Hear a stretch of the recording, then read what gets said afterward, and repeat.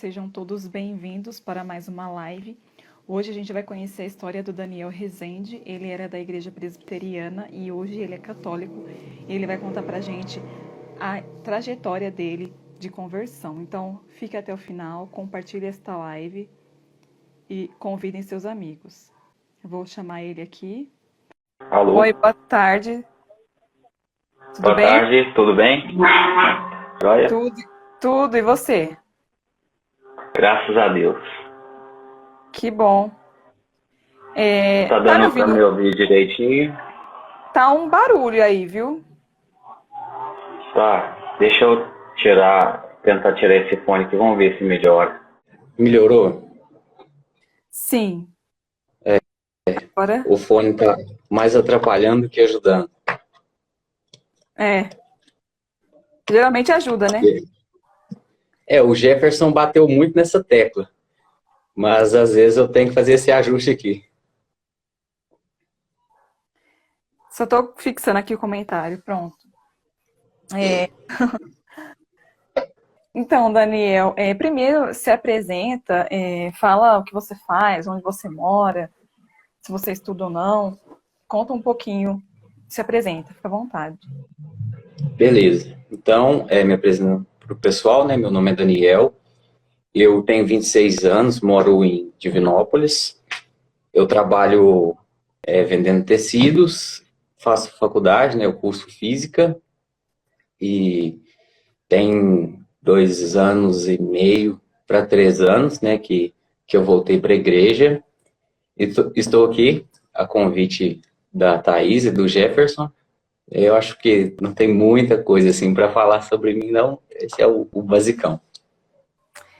Então, agora eu vou pedir para você contar como que foi a sua educação cristã, né? A sua base, qual fé você foi educado, né? Que a sua família te transmitiu. Qual que foi a sua experiência de fé? Então, Thaís, é meio que não é algo assim muito linear, né? Eu vou tentar dar um fio da meada aqui para vocês. Às vezes ele é um pouco confuso até para mim. Eu sempre tenho uma colinha aqui, que se eu me perder, eu faço, opa, o que veio antes, o que veio depois? Então, você não estranhe, por favor. Mas em suma, começa assim, meus pais se casam muito novos, e a família do meu pai era católica, eu cheguei a ser batizado na igreja católica, e 2 anos após eles se divorciaram e eu passei a viver com a família da minha mãe, que é protestante, meus avós são protestantes, né? Então, por um bom período de tempo, eu vivi sob a tutela deles ali com a minha mãe e fui criado nessa atmosfera. Todo o contato religioso que eu tinha era sobre a vertente protestante. E, desde novo, a atmosfera que eu vivi era aquela de tempos em tempos nós estávamos em lugares diferentes, em igrejas diferentes, sabe? Isso sempre me incomodou um pouco, porque eu sempre fui muito questionador, um menino um pouco meio boca dura, de querer saber o motivo das coisas. Só aquela resposta de, isso é coisa de gente grande, me incomodava um pouco.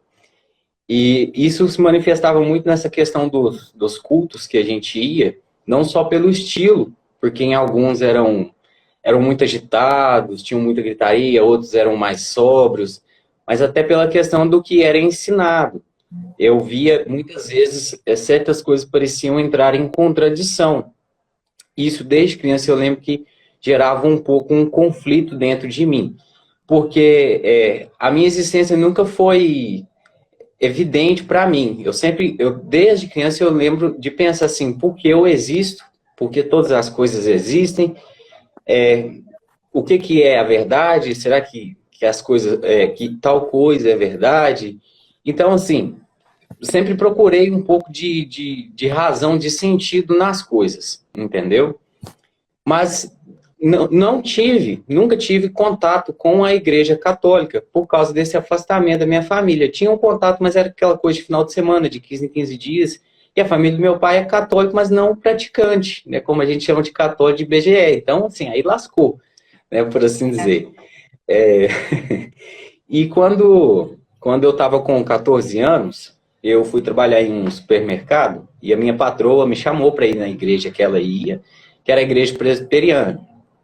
E eu fui e gostei, porque o presbiteriano ele é mais sóbrio, por assim dizer. É. E, assim, não criticando o pessoal que é carismático, mas eu nunca fiquei muito à vontade. Eu tenho um pouco do problema do escrúpulo, do medo de estar sendo desrespeitoso.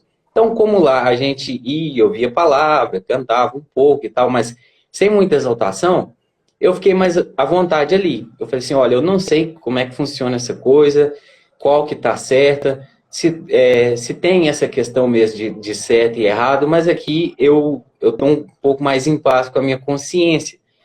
E assim, por eu ter ido para a igreja presbiteriana, e lá em casa, aqui em casa a gente já estava até um tempo assim sem frequentar a igreja e tal, nesse tempo era só eu, minha mãe e meu irmão, eles acompanharam e por um tempo eles também começaram a ir na igreja presbiteriana e a gente ficou uns anos lá, entendeu? E foi entrando nesse período da juventude que começaram a aparecer algumas pulgas atrás da orelha, sabe? Depois de um tempo assim, eu saí da igreja presbiteriana, não vou dizer que foi por causa de alguma coisa lá dentro da igreja, dos membros, ou questão da doutrina, era mais assim, não sentia a consistência necessária para ficar naquele lugar, entendeu? Aí junta com todos os atrativos, né, da juventude, digamos assim, a vaca foi pro brejo, por assim dizer. E eu, mas acreditava em Deus, só que ficava aquelas questões. Quando eu fui tomando conhecimento da quantidade de denominações protestantes, eu fui ficando um pouco assustado, porque eu Mas fui falando você assim, meu ficou Deus, desigrejado? fiquei desigrejado quando eu saí da presbiteriana. Até assim, às vezes eu ia num culto aqui, num culto ali, fui na É muito, quadrangular. é muito difícil um protestante que não tenha passado por isso, né? Geralmente tem um modelo geral, né, da história. É, E, mas sempre tinha aquela coisa que me incomodava de tipo assim, de que a verdade deveria existir e aquilo não estava certo de tantas denominações, tantas igrejas, entendeu? Ensinando coisas contraditórias entre si. Isso gera um conflito dentro da gente, né? Se você tem um certo é, zelo, sabe? Se você quer mesmo saber o que está certo, o que está errado, o é. porquê das coisas, né? Sim, Então, nem todo mundo, eu já percebi que nem todo mundo tem esse conflito. Tem gente que nem nunca pensou nisso. Quando você, sei lá, cresce numa só denominação, você não tem contato com o leque, né, ali do protestante, todas as vertentes, você quase não se questiona, né? Mas quando você conhece, aí você começa a perceber que tem alguma coisa errada, né? sim, sim. E isso começou a acontecer comigo. E o ser humano, assim, ele não gosta de viver em conflito. Então, por um tempo, eu criei uma imagem na minha cabeça que é o seguinte: olha, já que não tem como eu saber o que Deus preza é a nossa intenção, né? Então, na época que eu fazia Senai, o pessoal até me deu um apelido de banquete, porque eu era um gordinho, e o gordinho gosta de raciocinar muito com comida, né? Aí eu falava assim, questão de igreja é como se fosse um banquete, cada um se serve ali do prato que se apetece melhor, né? Eu pensava assim, desse jeito, porque não tem condição. Eu falei assim, olha, gente, você tem mais de 9.000, na época eu acho que era 9.000 denominações protestantes. Se existe uma só correta, quer dizer que o resto tudo tá, sabe, tá lascado, sabe? E como eu tinha aquela coisa assim dentro de mim de que Deus é amor, de que Deus está interessado na salvação de todas as pessoas, isso não entrava na lógica. Eu falei, gente, mas não pode, não tem condição, não bate uma É. coisa com a outra. Isso foi assim, um dos primeiros questionamentos que eu comecei a fazer. Depois, eu comecei a me interessar por física e comecei a entrar nesse mundo científico, que eu faço faculdade de física, aí a gente começa a ter contato com todo esse cientificismo, materialismo, e assim, por um lado ele é muito venenoso, mas para mim ele serviu para alguma coisa, porque eu entrei em contato com aqueles questionadores, aqueles livres pensadores, né, que falam assim, ah, mas então por que é o Deus cristão que é o Deus correto? Por que que não é o Deus da Polinésia, como diz aqueles pessoal do Porta dos Fundos? Por que que não é o Deus dos hindus, dos gregos, e etc e tal? Eu falei assim, realmente, por quê? E por incrível que pareça, eu não encontrava pessoas que tinham condições de me dar essas respostas na época. Meu ciclo social, assim, era tudo, falava assim, não sei, a gente foi criado nisso aqui e tal, e realmente, o argumento de todo ateu militante é que você está numa religião por causa do seu meio cultural. Você É, compreende? sim. Então eu falei assim, não tá. Aí eu falei assim, opa, aí já mais um abacaxi para descascar, porque eu não posso aceitar isso dessa forma, né? Falei assim, olha, eu não sou mais bonito que ninguém para ter nascido na religião correta, entendeu? E aí, então, nesse momento, eu entrei no agnosticismo, no ateísmo. Eu falei assim, ó, até que me venha algum argumento verdadeiro, algum argumento que me convença do Deus dos cristãos, e para falar a verdade, que Deus existe, eu vou ficar aqui na minha, entendeu? Então, assim, fiquei por um tempo, fiquei buscando essas respostas na física, fui para a faculdade e comecei a E estudar, você estudar, e assim, e você vê pode que, falar, desculpa. assim, pro ateu, ele vai usar esse argumento de, se você tivesse nascido lá no Oriente, você ia ser islâmico. Você ia ser, sei lá, Uhum. judeu, você ia ser budista. E se você não tem uma formação e argumento, e uma fé forte, você realmente vai. Às vezes você vai Sim, perder a fé. E aí o protestante. E aí tem a questão do protestante também, que além dele ter que lidar com essa dúvida, também tem a dúvida de todo mundo tá falando a verdade? e assim, eu nunca me satisfiz com essa questão do sentimentalismo, de respostas sentimentais. Quando alguém da minha família, do lado protestante, fala assim, mas eu sinto isso e aquilo, eu falo, gente, a gente sente tanta coisa. Se você comer uma comida estragada, você vai sentir muita coisa. Você está entendendo? Então não pode ser assim. A verdade, ela não pode estar sustentada sobre o sentimentalismo. Sabe? Isso, assim, é uma coisa que desde criança eu sempre achei isso ridículo. Não gostava mesmo, entendeu?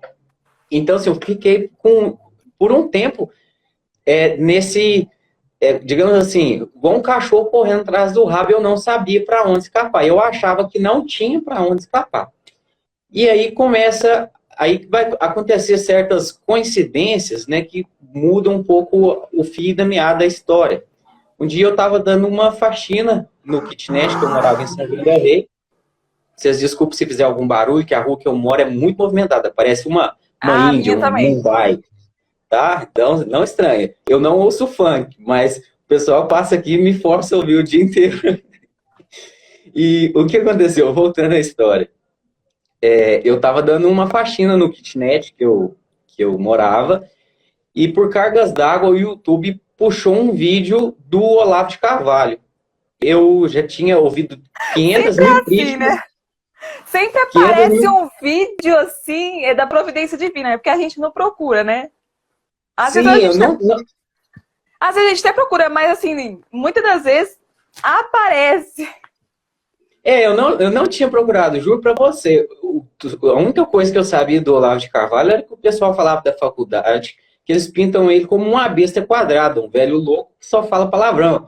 Você tá entendendo? Então, assim, mas quando começou a tocar o vídeo, eu não tirei na hora que começou uma voz assim de um velhinho, e eu gosto de voz de idoso, porque eu tenho muito apego com meus avós.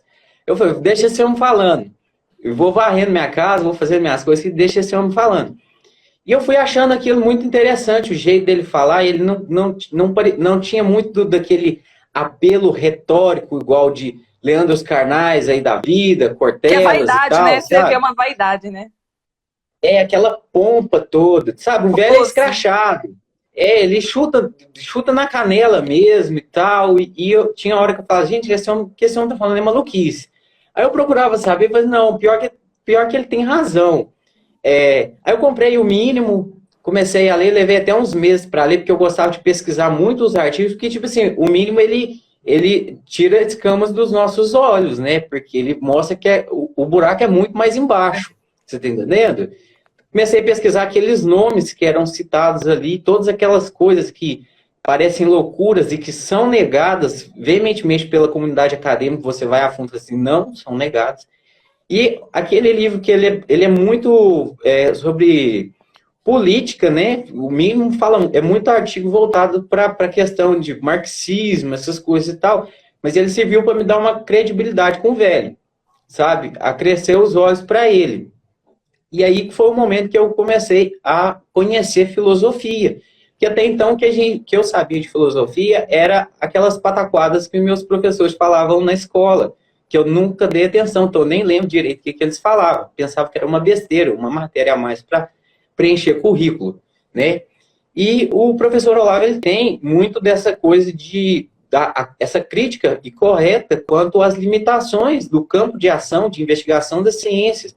Né? É um absurdo que todas as pessoas aceitem a comunidade científica, a comunidade acadêmica, outorgar para si o título de porta-voz da verdade. Não, eles têm um campo de ação ali que eles conseguem trabalhar e tal, mas isso não é o contexto geral, isso não é o universo, é absurdo.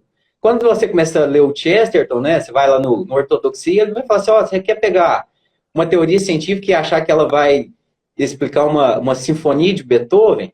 Não vai, sabe? Eu não sei se é na Ortodoxia, eu já li tanto livro do Chesterton sabe, quem lê Chesterton, às vezes fala assim, gente, eu sei que ele falou, mas não sei onde é que ele falou. Está em algum dos livros dele. E aí, conhecendo a filosofia de verdade... Mas você leu Chesterton antes, nessa Chesterton... Não, o Chesterton foi depois. Mas, assim, tipo assim, embasando essa questão do campo de ação, assim, para quem está assistindo agora, o que o professor Olavo está querendo dizer? Falei assim, olha, as ciências naturais, né, elas trabalham com certas coisas que elas conseguem observar. A partir daí, elas desenvolvem toda uma linha de raciocínios, um silogismo, por assim dizer, mas, assim, o ponto inicial, ele é observável, não é explicável, entendeu? Não dá para você falar que a ciência explica tudo, porque ela precisa de algo que é dado a ela, entendeu? Para ela existir, para ela criar todos os seus... A sua linha de raciocínio, seu silogismo, senão nada. E é um recorte também, né, da realidade, um pequeno recorte. Exatamente, é um recorte. Você pega uma coisa ali, foca só em um aspecto, né, em um acidente do todo, e trabalha só com aquilo ali e ignora todo o resto. Sabe, é aquela história do pombo jogando xadrez, né? Faz uma bagunça danada e sai com o peito estufado ainda por cima. Aquilo aí, para mim, na faculdade, foi o fim da picada, porque, assim, aí a faculdade passa a ser muito difícil de se frequentar, sabe? Porque o clima é só esse. E, assim, eu fui me interessando por filosofia, porque tinha essa questão do tempo, do espaço. Eu lembro, assim, criancinha, eu pensava assim, o que veio antes, o que veio antes, o que veio antes, o que está de fora...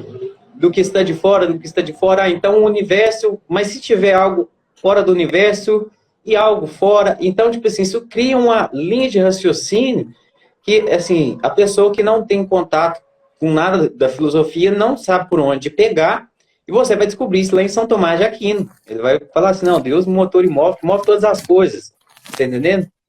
Então, ao ter esse contato com a filosofia, que começou pelo Olavo de Carvalho, eu falei assim, olha, agora eu comecei a sair fora daquela espiral que não tinha saída. Eu consegui ver tipo, por onde pegar essas questões que eu julgava impossíveis não de solucionar, mas de pelo menos começar a mexer com elas, entendeu? Então, aí, nesse momento, assim, deu aquele estalo, falei assim, olha, é muito provável e é muito plausível que Deus exista, mas não resolveu aquele outro problema, porque o Deus dos cristãos, né? Mas voltamos para aquela questão, falei assim, olha, eu nasci no Brasil, um país católico e tal, né? Tem muito protestante e tal, mas e os outros e o resto do mundo? E eu não sei, outra coincidência que aconteceu, eu esbarrei num vídeo, não lembro se foi no Facebook ou no YouTube, do padre Paulo Ricardo. Sempre tem, né? É os dois, né? Eu não sei o que acontece se esses vídeos aparecem, né? Deus Apa- mesmo. Eles brotam, né? E assim, eu não conhecia o padre Paulo Ricardo, mas o aborto era uma questão que eu tinha muito interesse. No mínimo, o Olavo ele já fala sobre essa questão. Ele fala assim, ó, primeiro que consenso não quer dizer que é a verdade. Nós É. dois podemos chegar num consenso sobre alguma coisa e nós dois tá errado, entendeu? Então, assim, mesmo que todos os cientistas, filósofos do mundo cheguem a algum consenso de quando começa a vida, não quer dizer que ali está a verdade. Então, todo aborto é uma E, eu, aposta. e outra coisa que ele fala que é legal também, em relação até ao protestantismo, né? Que mesmo que uma mentira já tenha sido desfeita, né, como a igreja fez no Concílio de Trento, rebatendo todas as objeções protestantes, não impede dela continuar sendo dita e Propaganda. proliferar. Mesmo que ela já Isso. foi refutada. O Chesterton fala muito isso, Ah, e né? a maioria Questão. também não significa que a maioria tá ali, que aquilo é a verdade, né? Verdade, isso mesmo. O Chesterton fala, né? Os calvinistas não são mais calvinistas, mas a Igreja Católica continuou combatendo o calvinismo, né? Assim, as heresias elas se desgastam com o tempo, nem eles aguentam mais aquilo, mas a Igreja Católica fala assim, não, se vocês compraram a briga, então agora nós vamos até o final, entendeu? Os nossos doutores aqui vai bater até não sobrar uma migalha. E Então, bate, assim, e já foi refutado, mas a mentira mas assim, continua. para quem, como alguns Iagos Martins que falam assim, se para eu ser católico eu tenho que ler 50 livros, o catolicismo está mal. Eu falo assim, o catolicismo não está mal, meu filho. Você que está mal, você está mal demais. Entendeu? Então, nessa questão do aborto, que eu tinha muito interesse, né? E tinha essa questão do professor Olavo, e eu vi o vídeo do padre Paulo Ricardo, e ele deu um show nesse vídeo, eu não lembro mais que vídeo que era, eu passei a respeitar ele muito, porque eu tinha aquela imagem do padre como só um sujeito que, digamos assim, ele quis fugir da vida, de ter que trabalhar, de sustentar a mulher, Pra se menino e tal. esconder, Então né? ele entrou para a igreja e ali tá tudo tranquilo, né? É uma visão que dentro das igrejas protestantes é criada, né? Meu avô chamava o padre de padreco e eu tinha essa coisa na minha cabeça, um padreco, entendeu? E a hora que eu vi aquele padreco, sabe, demolindo tudo. Eu falei, gente, quem que é esse homem? É assim mesmo. Porque você Esse realmente homem, nunca tem, assim, uma imagem, né, de um padre intelectual, né, desse, como ele. Na hora que você vê sim. assim, você fica espantado. Depois que você começa a se interessar pela Igreja Católica, você vê que a intelectualidade está dentro da Igreja Católica e sempre esteve dentro dela. Mas quando você está de fora, você pensa que é um bando de ignorante, Até entendeu? tem gente fora, né? Até tem, por exemplo, o Eric Vogen.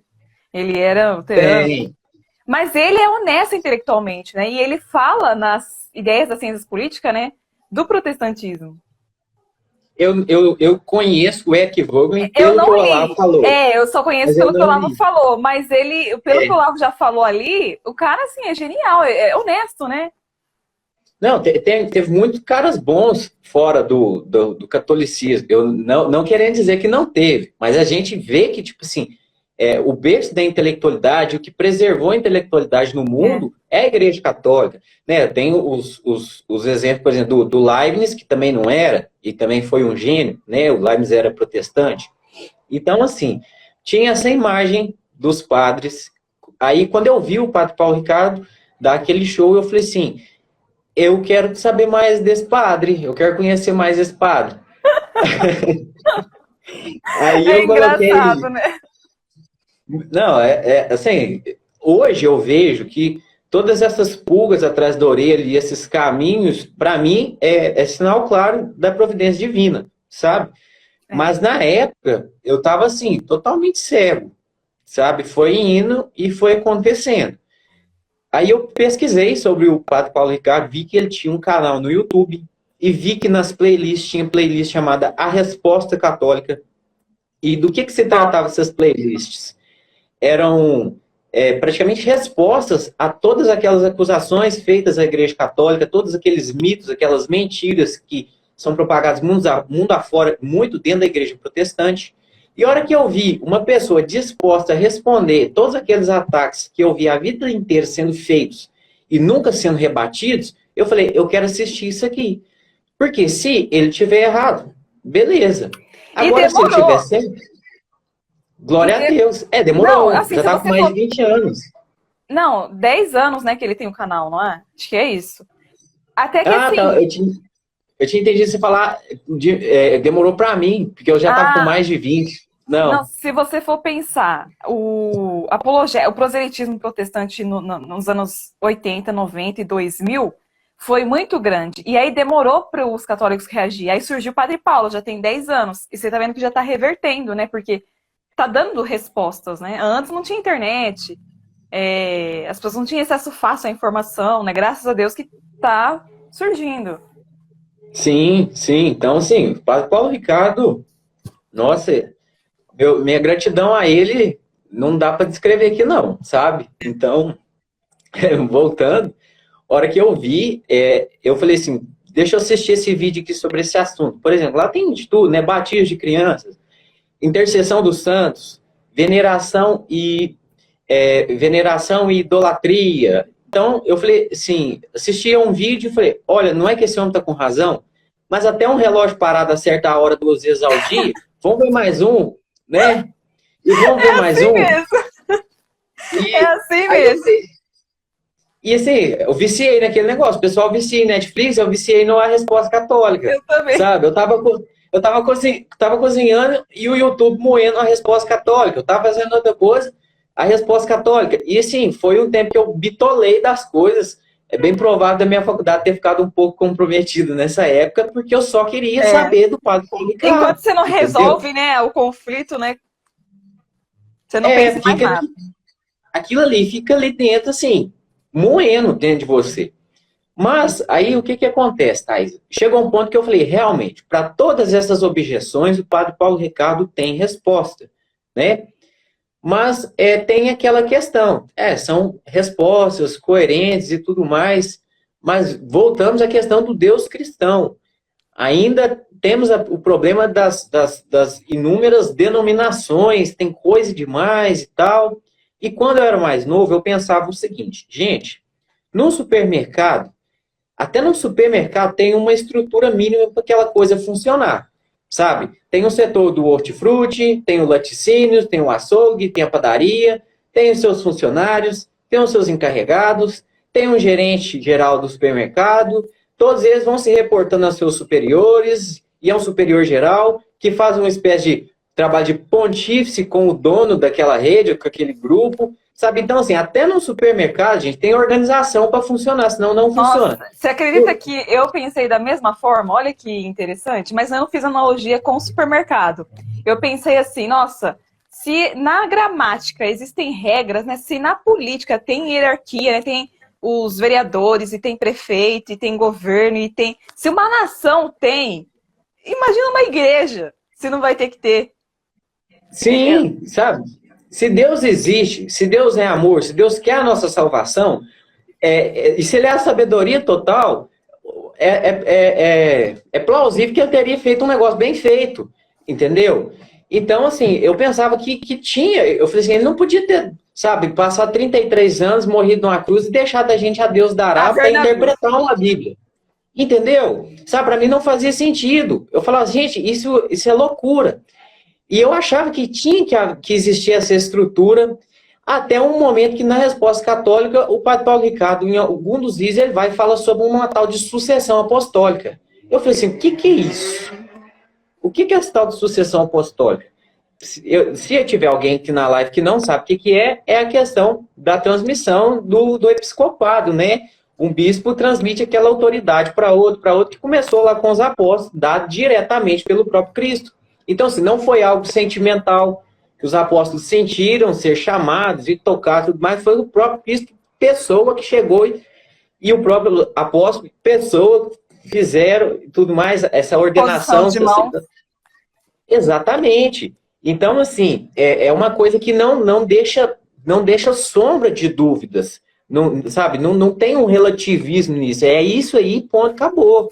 Entendeu? Então, assim, a sucessão apostólica, ela era aquela coisa que eu achava que precisava ter e que eu não tinha a menor ideia que existia. E ela existia, graças a Deus, sabe? Na hora eu quase caí para trás, eu falei, não, é bom demais para ser verdade. E É. era verdade, né? E assim, O Chesterton aí que fala quando... isso, né? O dogma, ele é tão bom que ele parece... Ele é muito bom para ser verdade, né? Ele é tão bom que você acha que é até mentira. Sim, você fala, não tem condição, será que é esse aqui mesmo? E você começa a procurar e sempre vai confirmando, você fala, gente, o que é isso? Que loucura, é verdade isso aqui mesmo. Você tá entendendo? Eusébio de E assim, Cesareia, né? Que conta na história eclesiástica, né? Na patrística, história eclesiástica. ele vai contando um pontificado dos primeiros papas. Os primeiros, né? Sim, até assim, na época, eu fiquei muito bitolado com essa questão de sucessão apostólica, mais por vídeos, depois que eu tinha me convertido, que eu fui buscar na literatura.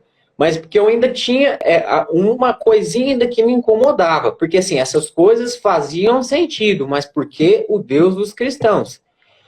Aí que me veio um estalo. Eu falei assim, o que dá para a gente essa segurança de falar assim, o cristianismo, é o catolicismo, a religião verdadeira? Para mim é o sacrifício dos mártires. Porque você pensa o seguinte, Thaisa, um testemunho de fé, até um muçulmano, um homem bomba, dá. Ele enche o corpo de bomba, se explode, porque ele tem fé numa coisa. Mas o sacrifício dos apóstolos, dos mártires, ele não foi um testemunho de fé. Ele foi um testemunho ocular. Eram pessoas que falavam assim, olha, eu estou morrendo, não é porque eu acredito, é porque eu vi. Entendeu? Vocês vão me matar, vocês vão me crucificar, cortar minha cabeça, me jogar para os leões. E vai ter que ser assim, porque eu não dou conta de dizer que eu não vi aquilo. Sabe? A E verdade, eles ela não é morreriam por inegável. uma mentira. Eles não iriam morrer por uma mentira, né? Exatamente. Uma pessoa morre por fé, outra se mata por loucura, mas quando você vai me falar que uma multidão de pessoas, né? Porque assim, apóstolos a gente teve 12, mas e aquela quantidade de discípulos? Porque assim, teve milhares. É. Sabe, a comunidade, a igreja primitiva, ela era milhares de pessoas. Começou ali em Jerusalém e o negócio foi só crescendo. Esse povo tudo foi perseguido. E foi mais 300 anos de perseguição, entendeu? E eles derramando o sangue deles para dar esse testemunho. Então, tipo assim, isso é muito forte. Eu falei assim, olha, realmente, morrer por fé, uma pessoa morre, mas ninguém morre por uma mentira. E milhares de pessoas não morrem por uma mentira.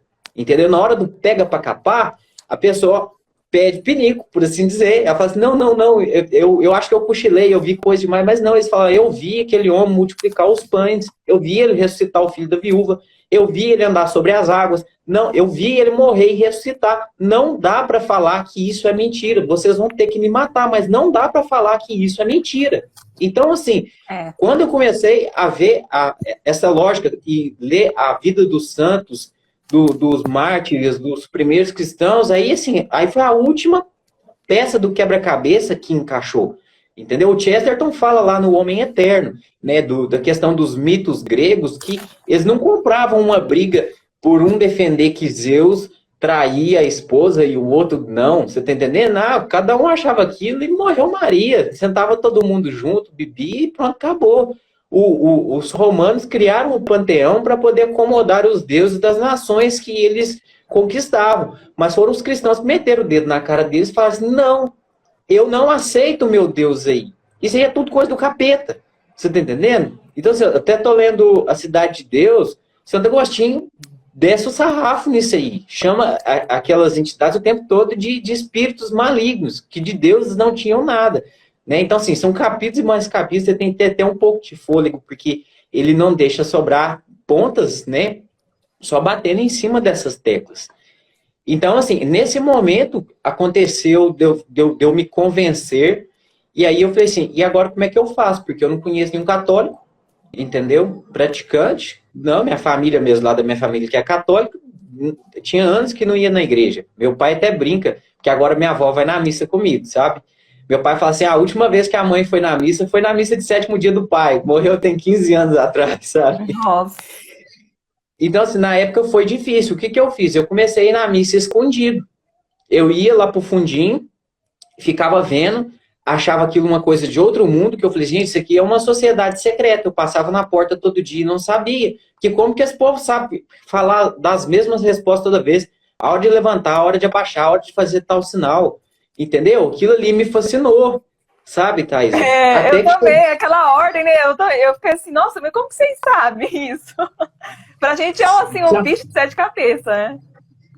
só que aquilo ali traz para nós aquela coisa mística que Do tira a gente sagrado, só né? desse material, você tá entendendo? Eu imagino que assim, aquele mesmo sentimento de unidade entre o povo e entre Deus que os judeus sentiam quando eles iam celebrar o Yom Kippur, que era aquele festival anual, né, que era o sacrifício pelo perdão dos pecados de Aham. todos, né? Então, assim, aquilo não era algo só simbólico, aquilo ali era uma coisa que as pessoas acreditam realmente, que elas estão vivendo aquilo ali. E então chegou um ponto que eu atocalhei o padre no final da missa, no canto, e falei para ele: olha, eu. No resumo da história, assim, eu passei por muitos caminhos, mas eu vi que a igreja correta é a igreja católica e eu quero ser católico eu, por inteiro, eu quero viver isso aqui, eu quero participar de tudo, eu quero receber os sacramentos. Eu já li de tudo mais um pouco e, assim, eu quero fazer tudo direitinho. Como que eu faço? Aí ele falou assim, não, então eu quero que você entre na turma de catecismo, né? Me colocaram na turma de catecismo com crianças, era a única que tinha para o final de semana, era porque no meio de semana minha agenda não dava. Eu falei, beleza, vou lá. Como diz, a primeira coisa que o católico tem que aprender é ser obediente, né? Então, vamos aí, me coloca aí no meio das crianças. E aí foi rolando o catecismo foi interrompido por causa dessa questão de Covid. A gente foi tendo aulas online e depois paralisou, foi tudo. Eu vim para Divinópolis, porque na época eu estava morando em São João del Rei, eu fazia faculdade em São João del Rei. Até que chegou o ponto que o secretário lá da diocese soltou uma nota meio infeliz, falando que estava tudo cancelado por um tempo indeterminado, que não era para a gente ficar foito só para receber os sacramentos. Eu falei, só? O que mais que eu tenho que querer receber? Eu, como um católico que quer viver minha fé, querer nesse mundo, além dos sacramentos. Os sacramentos primeiro, o resto, sabe? O resto é o resto. Então, assim, eu queria comungar, eu queria crismar, eu já era batizado, mas assim, sabe, o negócio estava pela metade.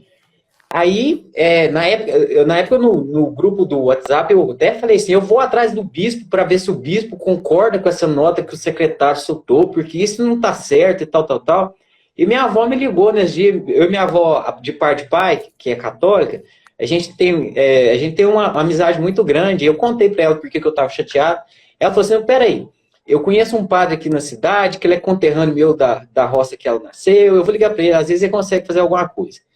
Ligou para esse padre, explicou tudo, marcou uma visita. Eu fui lá, expliquei todas essas coisas. E ele falou para mim, falou assim, ó, Daniel, para não dar margem de dúvida, para ninguém conversar fiado e tal, eu preciso que você me passe o número lá do pessoal de São João del Rei, que eu vou ligar lá, pedir um documento por escrito que você fez tudo certinho, entendeu? Para eu te incluir na turma que vai receber primeira comunhão, vai crismar aqui. E aí fizemos isso. Ele ainda me apresentou um casal de catequistas para adultos, assim, que é uma bênção, sabe? Mais um presente que Deus me deu para a gente fazer um panhado geral, sabe? Fizemos um panhado geral, tá? Aí eu fiz a minha primeira comunhão, a crisma, e foi tudo esse ano, que aconteceu Ah, esse ano, sabe? Foi uma benção muito grande. O povo fala assim, as coisas, as promessas de Réveillon nunca se cumprem, né? E tal, fala assim, olha, os meus objetivos do Réveillon já foram cumpridos, agora o resto do ano é lucro. Você tá é. entendendo? O resto da vida é lucro. O que Pra mais. gente é assim, essa sensação, né? Ah, eu que vi agora, gente, é mais do que eu mereço. Sim, sabe? Tudo que eu queria era isso, era poder receber o sacramento. Até assim, até chegar esse momento, eu já estava confessando, né? Eu já tinha conversado com um padre daqui, ele tinha visto que eu tinha um certo entendimento suficiente para poder tá me confessando. Então, eu falei assim: ó, o que eu já posso fazer? Começar a criar uma vida de oração, uma confissão regular. Então, assim, eu já tinha criado esse hábito, então estava faltando, como diz, colocar a cereja no bolo, sabe? E isso aconteceu. Então, a história é essa. Até no dia lá, eu não sei como que aconteceu, que eu conversei com o Jefferson, foi no dia da minha primeira comunhão, Eu contei para ele, e ele falou assim que a gente ia marcar uma live 1 hora para eu contar essa história toda. E chegou, né, o dia, foi hoje. Então, é É, isso. Se ficou alguma dúvida, e Daniel, como que foi para você contar para sua avó e para sua família? Acho que sua avó ficou feliz, né? Mas e para sua família? Como que foi assim e olha, tá sendo? a minha avó e o meu avô, por parte de mãe, são protestantes até hoje. A minha família, por parte de mãe, majoritariamente é protestante. Eu tenho primos, primas, pastores e tal. E assim, no começo, o pessoal veio para cima, sabe? O meu avô não podia ir na casa dele, que ele me puxava, me sentava 3 horas na mesa, lia aquele calhamaço de versículos soltos, assim, entendeu? Acusando a Igreja Católica disso, daquilo, daquilo outro. E assim, isso aconteceu por umas 3 vezes, até que eu falei assim, não, santo de casa não faz milagre, então outra pessoa vai converter o senhor. Mas o que eu fazia? Deixava ele falar, aí eu falava para ele, agora fecha a Bíblia. Vou responder o senhor não com recortes, mas com a coisa em geral.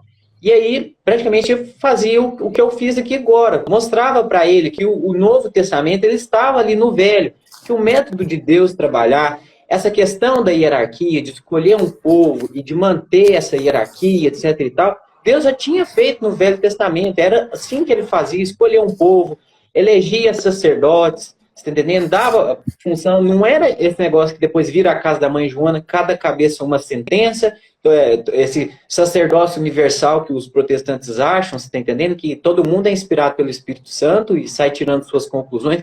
Não era assim que funcionava, sabe? Eu falei para ele, falei assim, olha, vô, para o judeu a coisa mais importante era a questão do perdão dos pecados. Uma vez por ano o país inteiro se juntava para realizar esse ritual ali de sacrifício para ser perdoados pelos pecados.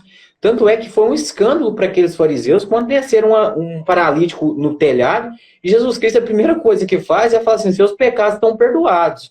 Aí eles, no pensamento deles, falam assim, quem que é esse homem para perdoar pecados? Falei assim, olha, para vocês saber que o Filho do Homem tem autoridade para perdoar pecados, né, o que é mais fácil, falar isso ou pega seu leito, levanta e anda, né, e vai embora?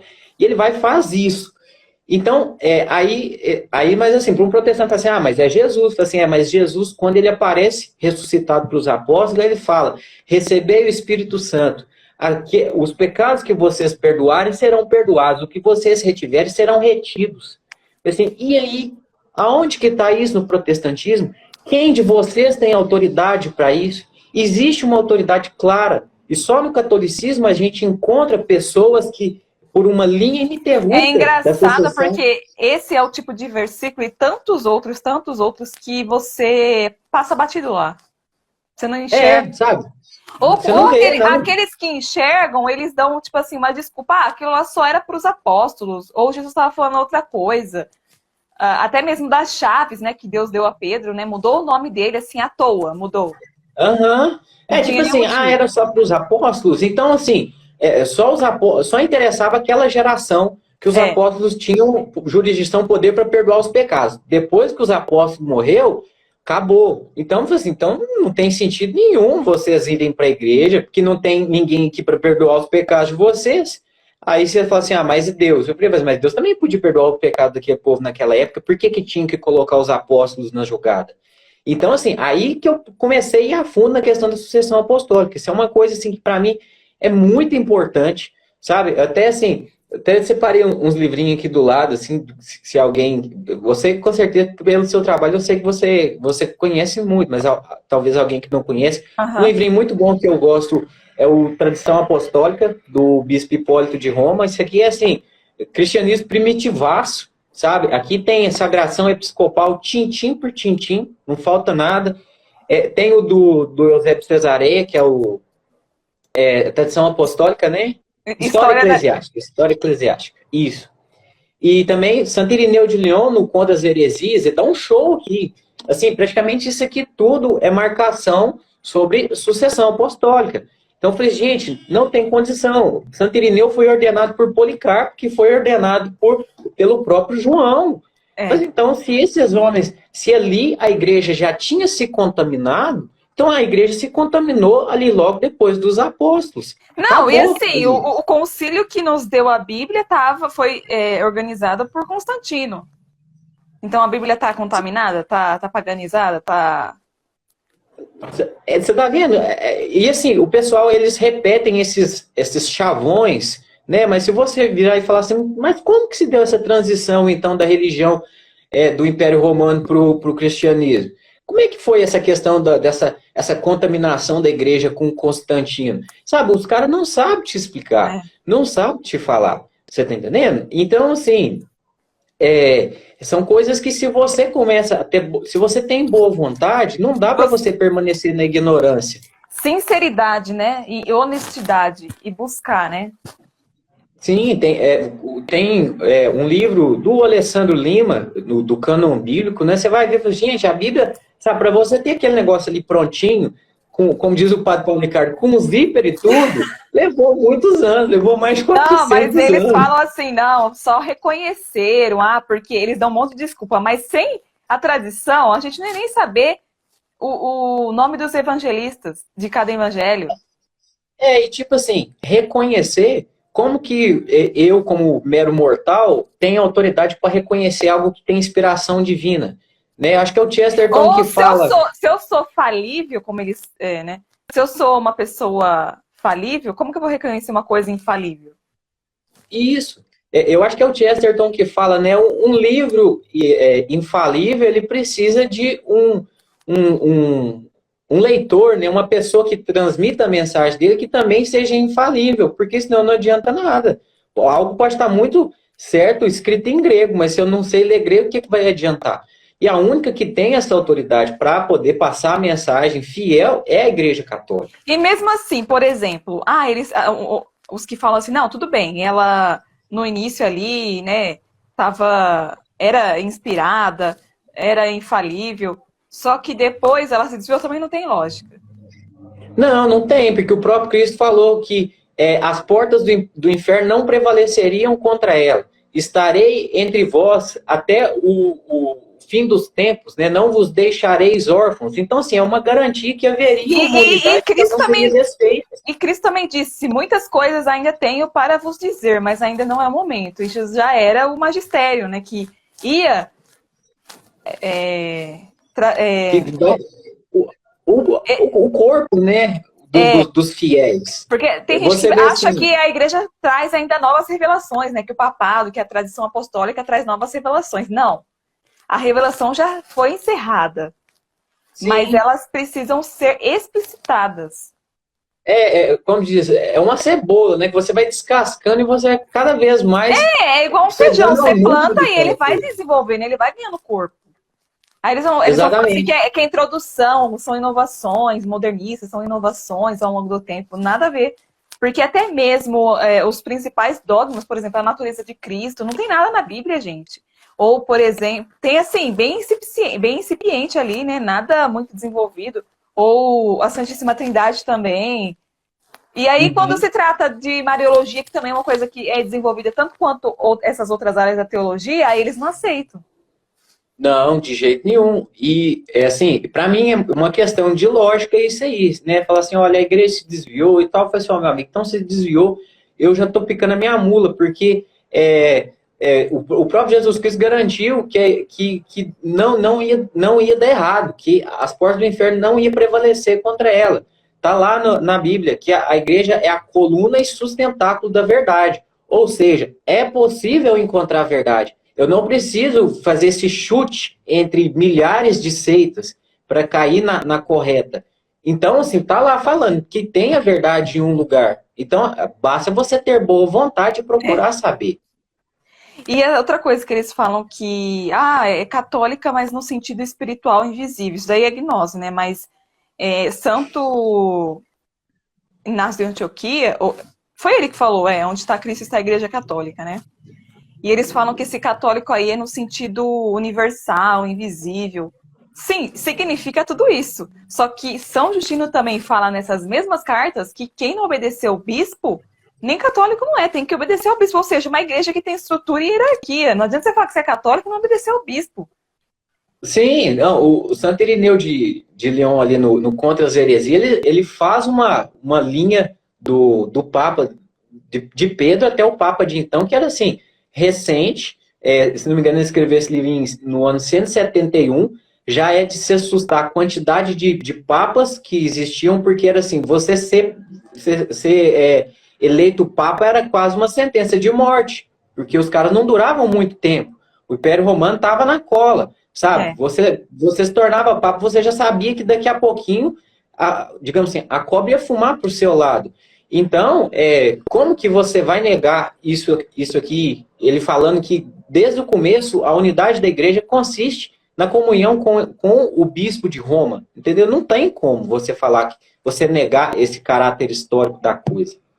E outra coisa que o Fábio Salgado fala é que agora virou uma modinha dos reformados terem acesso à patrística, mas eles não leem, eles leem só o que, como eles fazem, né? Recorta uma parte ali que eles acham que favorece, né, a ideia deles. E o Uhum. Fábio Salgado fala que a Paulus traduziu assim, nem 1%, assim, bem pouco da patrística, porque tem a patrística latina, grega, oriental, sei lá, tem outras aí, que ainda nem foi traduzido. Então, só o que a gente tem assim é muito pouco. Até a latina ainda não é tudo que foi publicado e traduzido. Então, e você vai, Uhum. cada vez que você estuda a patrística, você vê que a igreja é católica, não tem nada assim de semelhança com Sim, o protestantismo. e o que eles fazem na questão da patrística, porque, digamos assim, nós podemos falar que ambos usamos a patrística, mas ambos usamos de uma forma diferente, porque eles tentam pegar por aqueles textos e criar interpretações espirituais para explicar a doutrina deles, etc. e tal. A gente não usa a patrística para isso, a gente usa a patrística para falar do caráter histórico, de falar como que aquelas O, pessoas e, e, viviam a- a e fé aquele dela. senso unânime dos padres, né? Quando for, às vezes, declarar algum dogma, alguma coisa sobre fé e moral, eles vão ver o senso unânime dos padres através desses documentos, né? Eu acho até que é o próprio. Então, quando o pessoal começa a usar demais a patrística, fala assim, olha, a patrística, pera só um minutinho. Então, tá, beleza agora. A patrística não é um magistério. Então, assim, o próprio Santo Agostinho escreve um livro de retratações. Não quer dizer que tudo que um santo escreveu está É. certo, sabe? Infalibilidade é só para o Papa e em determinados casos, Só em sabe? fé e moral.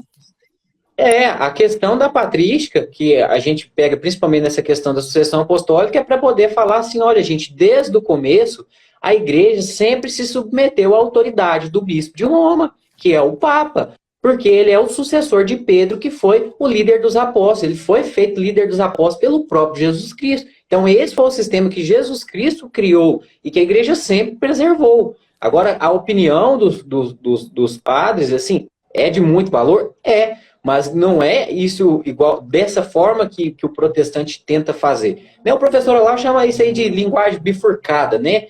Atira por um lado, se não dá certo, ele inverte o argumento 180 graus, mesmo que se contradiga anteriormente, ele não importa em se contradizer, ele quer estar por cima. A gente tem que ter essa, digamos assim, essa maturidade de poder ver o que é que a pessoa está fazendo, entender as intenções dela por trás daquilo, e muitas das vezes pôr o dedo na cara e falar, olha, você tá de treta aí pro meu lado. Porque tem gente que ela não tá interessada na verdade, ela quer estar certa. A pessoa que tá Uhum. interessada na verdade, ela desarma, ela fala, não interessa o que seja, onde esteja.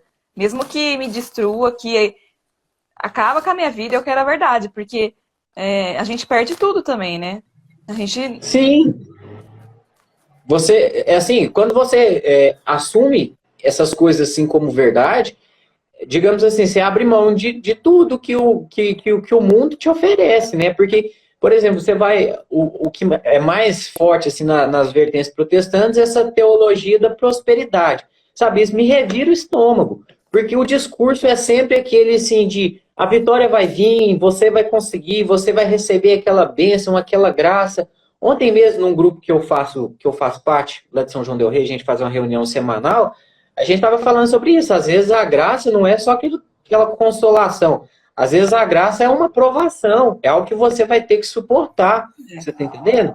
Então, é muito diferente. Você assumir isso, você tem que assumir que o que interessa é a vida eterna e que você tem que chegar lá. Não se você vai ter um carrão, se você vai ser bem sucedido, se você vai ser um pastor ou um apologeta famoso. Não, isso é assim, nada perto disso. Ô, Daniel, Então, e qual que foi, assim, a diferença na sua vida espiritual depois que você se tornou católico? Você notou? O que que mudou? olha, Thaisa, eu noto o seguinte. Tem dias assim, que me bate uma profunda tristeza comigo mesmo. Porque assim, a forma que eu vejo que Deus mais fala comigo é através da oração do terço, sabe? Então, assim, quando eu estou meditando os mistérios do terço, eu sinto certas coisas, digamos assim, começo a entender melhor certas coisas e ver que tudo aquilo foi por conta dos nossos pecados. E isso é constrangedor, É. sabe? O amor de Cristo é constrangedor, Antes era sabe? só sobre a gente, né? Depois que a gente começa a conversar, a gente vê que é tudo sobre ele, né? E a gente toda vez a gente é confrontado, né? Sim, tipo assim, antes o seu umbigo ele é o centro do universo. Depois a história muda. Você vê que, tipo assim, a vida de Cristo foi só trabalho, foi assim, intenso demais. A crucificação foi intenso demais. Aquele homem perfeito, que era Deus e homem ao mesmo tempo, passar por aquilo. Aquela mãe que era perfeita, tá ali vendo tudo aquilo, sabe? Eu tenho uma devoção muito grande para a Virgem Maria. Então, assim, principalmente quando eu preciso me confessar, eu gosto muito de meditar os mistérios dolorosos e lembrar que aquela mãe passou por aquilo por conta minha. Se está difícil de eu me arrepender, então é nos mistérios dolorosos que eu tenho que pensar, que aí eu vou ver o que é que o meu pecado causou, entendeu? E ela passeia com a gente, né? É como se ela estivesse pegando nossa mão e passando com a gente na vida de Cristo, que ela passou por tudo aquilo, né? Por todos aqueles mistérios, né? Sim, sabe? Então, assim, a meditação do texto é diferente do que os protestantes falam que são vãs repetições. Assim, a única coisa que o terço não é vão. Porque o que ele proporciona na vida espiritual da gente não dá para ser escrito, É. sabe? É um enriquecimento muito grande, sabe? O tanto que ele consegue te levar a ter Frutos contrição, espirituais, né? É. frutos espirituais, a querer ser alguém melhor para Deus, a querer sumir para o mundo ver Deus em você, você não existir, as pessoas não saber quem você é, o seu nome, mas ela saber que Deus existe e que Deus tem um projeto para a vida delas, que a vida delas não é só esse negócio de pegar um ônibus de manhã cedo, trabalhar, final de semana beber as cachaças, fazer as coisas deles e pronto, acabou. Assim, não, tem algo muito maior do que isso, entendeu? E para você, como que foi, assim, a questão da santidade? Como que era e como que você vê agora? A questão da santidade, primeiro, assim, no protestantismo, pelo menos para mim, foi passado como se os católicos ficassem inventando moda, cada dia eles inventavam um santo para alguma coisa. Você tá entendendo? Mas porque a gente tem esse negócio, o santo padroeiro de não sei o que lá, não sei o que lá. E depois que eu fui entender que não, santidade é algo que é para toda pessoa que vai ser salva. Entendeu? Ou você só tem duas alternativas, ou você é santo ou você vai ser condenado. Não tem meio termo. O purgatório ele é só uma transição ali, mas até ele vai acabar em um certo momento. Entendeu? Na eternidade é só duas opções que tem e pronto, acabou. Então, assim, essa questão da santidade, para mim, foi algo também muito bom, muito consolador, porque até o pessoal do grupo que eu te falei, esses dias o tema foi falando sobre isso. Eles falaram, olha, Deus trabalha os seus dons não para você, para os outros. Mas é muito consolador saber que ele preparou os dons de grandes santos para você, para a sua salvação. Eu falei, olha só, gente, Santo Agostinho, há 1.600 anos atrás, esse homem admirável, né, que teve uma importância muito grande na minha vida, Deus preparou os talentos dele para salvar um pobre coitado, um pecador igual eu. Falei assim, eu me sinto honrado, eu me sinto parte de uma grande família. Né? E a igreja coloca essas pessoas nos nossos altares, né, para ter um destaque de que é possível para todo mundo, cada um vai se identificar com cada um teve uma história que pode ser semelhante à sua, e que ele alcançou, né, ele é para nos inspirar, né? Sim, essa questão da santidade, quando eu ainda não entendia muito bem, aconteceu uma coincidência de eu ver uma promoção daquele site Livrarias, Famílias Cristãs, tem uns livros lá muito baratos, sabe? E eu comprei um box lá que vinha ortodoxia, imitação de Cristo e tal, e veio Confissões de Santo Agostinho. E até então eu ainda tinha uma imagem de que santo era aquela pessoa que já nascia com uma auréola na cabeça. Quando eu li a vida de Santo Agostinho, eu falei assim, meu Deus, É não lindo, o né? homem inteligente, não o homem inteligente, mas o pecador que sou eu, sabe? Falei assim, se esse homem é um santo e um grande santo, eu também posso ser. Eu também posso querer essa missão para mim, entendeu? Posso querer vencer na vida, né? Desse jeito. Muitas pessoas estão querendo vencer na vida sendo CEO de uma internacional. Eu falo, não, meu projeto é um pouco diferente desse daí. Então, assim, a santidade para mim foi assim que se deu, que está acontecendo. A busca, É, né? A busca. Daniel, eu vou encerrar por aqui porque a gente já passou até mais de uma hora, um pouquinho, né? 5 minutos. E acho que a gente já falou tudo também, senão sempre vai ficar aparecendo perguntas, né? E a gente não acaba mais. E A gente falou bastante. aqui a Gabi perguntou se sua família é protestante, pai, mãe e irmãos.